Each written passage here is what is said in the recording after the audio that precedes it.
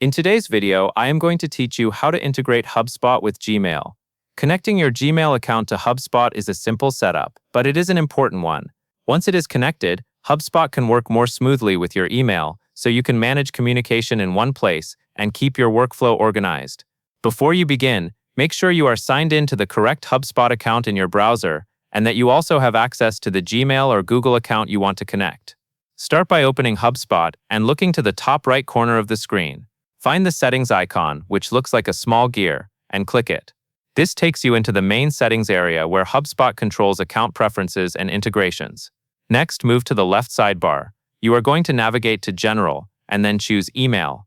This section is where Hubspot manages email-related options, including connecting an inbox you use for sending and receiving messages.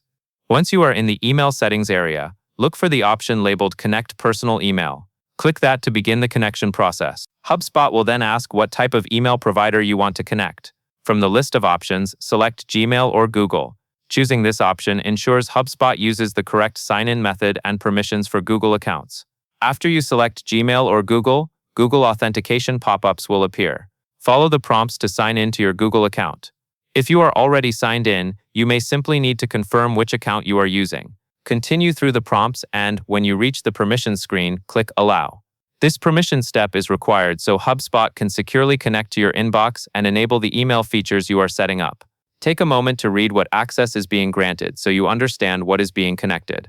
When the authentication finishes, return to Hubspot and click Done to complete the setup.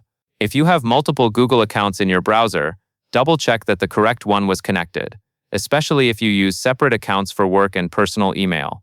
That covers everything you need to know.